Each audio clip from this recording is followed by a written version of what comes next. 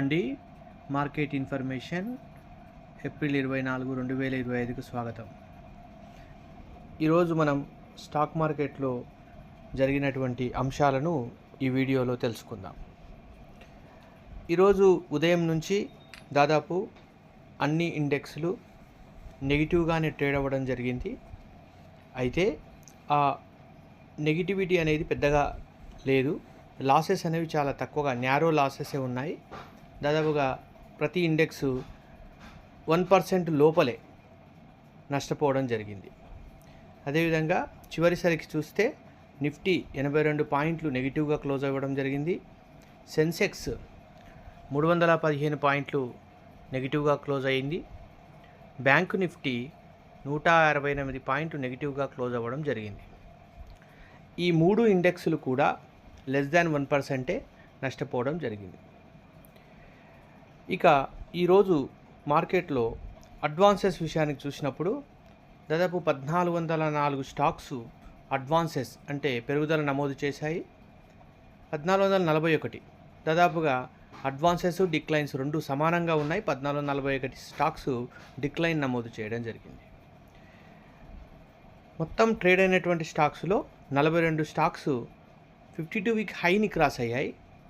అదేవిధంగా 13 stocks 52 week లోని touch చేయడం జరిగింది.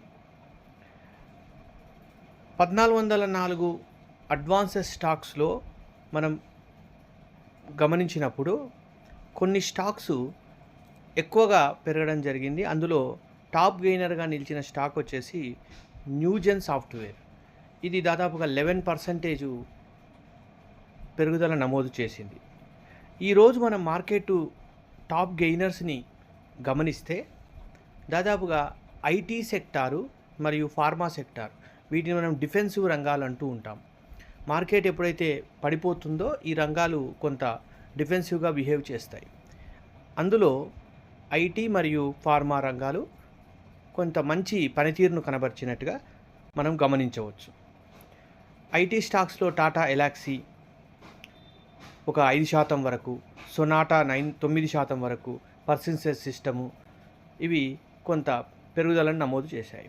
అదేవిధంగా ఫార్మా సెక్టార్లో Natco pharma, Glaxo, Divi's lab ఇవి కూడా మంచి పనితీరును కనపరచడం జరిగింది.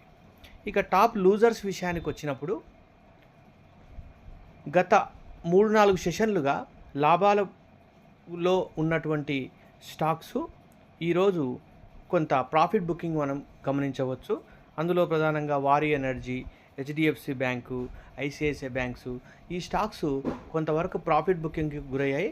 కాబట్టి కొంత పర్సంటేజ్ తగ్గినాయి. అయినప్పటికీ ఆ పర్సంటేజ్ అనేది చాలా తక్కువ పర్సంటేజే ఈ స్టాక్స్ తగ్గడం జరిగింది. ఇది ఈ రోజటికి మనం చెప్పుకున్నటువంటి మార్కెట్ విశేషాలు. తిరిగి రేపు మార్కెట్ విశేషాల్లో మళ్ళీ కలుద్దాం. నమస్కారం.